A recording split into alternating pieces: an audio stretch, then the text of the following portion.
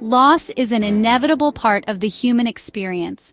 Whether it's the death of a loved one, the end of a relationship, or a significant life change, grief touches all of our lives at some point. Welcome to Living Your Senior Life. I'm here to walk with you through understanding the grieving process, not to rush you through it, but to help you navigate this difficult journey with compassion and knowledge. Today, we'll explore the stages of grief, recognize its many symptoms, discuss coping strategies, and ultimately, look at how we can find our way to a new normal after loss. Remember, there is no right way to grieve. Your journey is uniquely yours. You may have heard of the 5 stages of grief: denial, anger, bargaining, depression, and acceptance.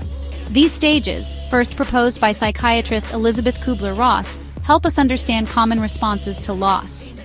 Denial, when reality feels unreal. Denial appears in the initial shock of loss. Our minds struggle to accept what's happened. We might find ourselves thinking, "This can't be real. This isn't happening." Denial acts as a protective shield, giving us time to process overwhelming emotions at our own pace. Anger, searching for someone to blame. As reality sets in, so does frustration. It's natural to look for someone to hold responsible: doctors, family members, even yourself or a higher power. Anger is a way of trying to make sense of the pain, even when there are no clear answers. Bargaining, the what-ifs and if-onlys. In this stage, you may find yourself replaying events, wondering if anything could have changed the outcome. Thoughts like, "What if I had done something differently?" or "If only I had one more chance," are common.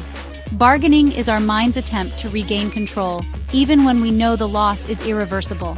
Depression, when grief feels overwhelming. At this stage, the weight of loss can feel heavy, bringing thoughts like, "What's the point of going on?" Sadness, loneliness, and a sense of emptiness may take over. This isn't just feeling down, it's a natural response to deep loss. While it can be isolating, it's important to remember that you're not alone. Acceptance, finding a way forward. Finally, acceptance doesn't mean forgetting or being okay with the loss, it means coming to terms with reality. It's about learning to live with the loss, finding moments of peace, and moving forward while still cherishing the memories. It's crucial to understand that grief isn't a linear checklist. These stages don't always occur in order, and you might experience multiple stages simultaneously, or revisit stages you thought were behind you. Think of them more as common experiences rather than a prescribed path.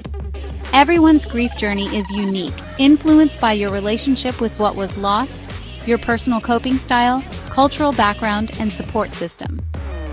Be patient with yourself through this process. Grief affects us in ways that might surprise you. Physically, you might experience fatigue, sleep disturbances, changes in appetite, or even physical pain. Your immune system might be temporarily weakened. Emotionally, grief can manifest as sadness, anger, guilt, anxiety, or even relief in some circumstances. You might feel numb one moment and overwhelmed the next. Cognitively, grief can affect your ability to concentrate or make decisions. You might find yourself forgetful or disoriented. Many people report feeling as though they're in a fog. Socially, you might withdraw from others or feel disconnected even when surrounded by loved ones.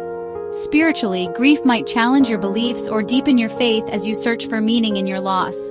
All of these responses are normal. Grief isn't just an emotion. It's a whole-person experience that can affect every aspect of your being. While there's no normal timeline for grief, sometimes the acute pain of loss doesn't seem to diminish with time.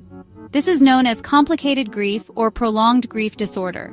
Signs of complicated grief include intense longing for what was lost that doesn't lessen with time, difficulty accepting the loss, numbness or detachment, bitterness about the loss, feeling that life is meaningless, and trouble carrying on with life or forming new relationships. Risk factors include an unexpected or violent loss, losing a child, or having a history of depression or trauma. If you recognize these patterns in yourself or someone you love after a significant period has passed since the loss, professional support can be tremendously helpful.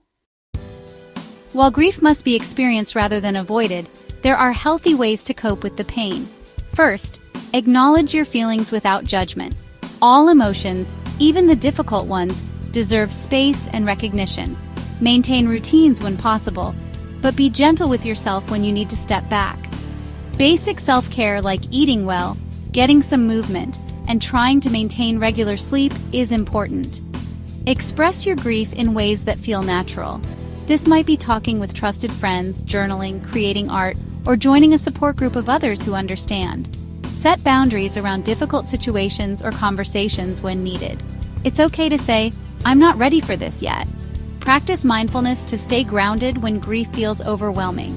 Simply noticing your surroundings and taking deep breaths can help when emotions surge. Seek professional support if you're struggling. Grief counselors and therapists can provide valuable guidance. Remember that healing doesn't mean forgetting. Finding ways to maintain connection with what you've lost, through rituals, mementos, or storytelling, can be deeply comforting. Sometimes grief begins before a loss actually occurs. This is called anticipatory grief, and it's common when facing a terminal illness, cognitive decline in a loved one, or other situations where loss is expected. Anticipatory grief can include many of the same emotions as grief after a loss: sadness, anger, denial, but with the added complexity of still having the person or situation present in your life. This early grief can be confusing. You might feel guilty for grieving someone who is still here, or you might worry you're giving up hope. These feelings are normal responses to a difficult situation. Anticipatory grief can provide time to say goodbye, resolve unfinished business, and prepare practically for what's ahead. However, experiencing anticipatory grief doesn't mean you won't grieve after the actual loss. Each phase has its own purpose in the healing process. Children grieve differently than adults, with their understanding and expression changing based on their developmental stage. Young children might not understand the permanence of death and may ask the same questions repeatedly. School-aged children may worry about who will take care of them or feel responsible for the loss. Teenagers might alternate between adult-like grief reactions and more childlike responses. Regardless of age, children need honest, age-appropriate information. Use clear, simple language without euphemisms like passed away or gone to sleep, which can be confusing. Reassure children that their basic needs will continue to be met and maintain routines when possible. Let them know that all feelings are okay and create safe spaces for questions and emotions. Include children in memorials or rituals if they wish to participate, while preparing them for what to expect. Respect their choices about how they want to be involved. Watch for signs that a child might need extra support, such as prolonged changes in behavior, regression, social withdrawal, or declining school performance. Remember that children often process grief in bursts, playing normally one moment and expressing deep sadness the next. This pattern is normal and healthy. For many people, faith and spirituality provide essential comfort during grief. Spiritual beliefs can offer a framework for understanding loss, community support through religious institutions, and rituals that help honor and remember what was lost. Faith can provide comfort through the belief in an afterlife or continued spiritual existence. It can also offer perspective that helps integrate loss into the broader story of life. However, grief can also challenge spiritual beliefs, leading to questioning or anger toward God or the universe. This spiritual struggle is a normal part of grief for many people of faith. If spirituality is important to you, lean into practices that bring comfort: prayer, meditation, reading sacred texts, or speaking with spiritual leaders. If you're experiencing a crisis of faith, know that questioning is a natural part of the grief process and doesn't invalidate your beliefs. For those without religious faith, finding meaning through other spiritual practices, philosophy, or connection with nature can provide similar comfort during difficult times. Grief is universal, but how we express and process it varies widely across cultures and individuals. Some cultures encourage public expressions of grief, while others value stoicism and private mourning. Some traditions include elaborate rituals lasting days or weeks, while others are more brief. Different cultures have varying beliefs about appropriate time frames for mourning and returning to normal activities. Even within the same cultural background, individuals grieve differently based on their personal history, relationship to what was lost, personality, and coping style. Some people process grief by talking, others through action or creative expression. Some need company, while others require solitude. There is no right way to grieve. Understanding and respecting these differences is crucial when supporting others through loss or navigating your own grief journey alongside others who might express their feelings differently. Even years after a significant loss, you might experience powerful waves of grief triggered by anniversaries, holidays, or other meaningful dates. This is normal and expected. Anniversary reactions can include temporary intensification of grief symptoms around significant dates, the birthday of a loved one, the anniversary of their death, or holidays you used to celebrate together. These grief anniversaries can catch you by surprise with their intensity, especially if you thought you had moved on. Remember that these experiences don't mean you're regressing. They're a normal part of how we continue to process significant losses throughout our lives. Planning for these difficult days can help. Consider creating new traditions to honor your loss, spending time with supportive people, or giving yourself extra self-care around these times. With time and support, the acute pain of grief gradually gives way to a new relationship with your loss. This doesn't mean forgetting or getting over it.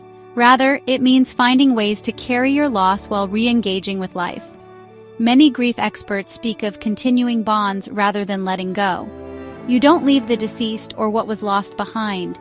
Instead, you find new ways to maintain connection while moving forward.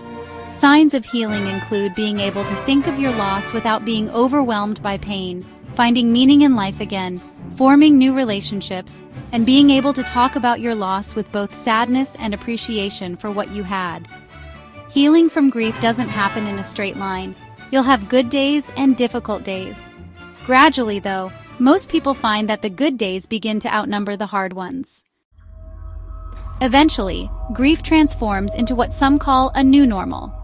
Life will never be exactly the same after significant loss, but humans have remarkable capacity for resilience and growth.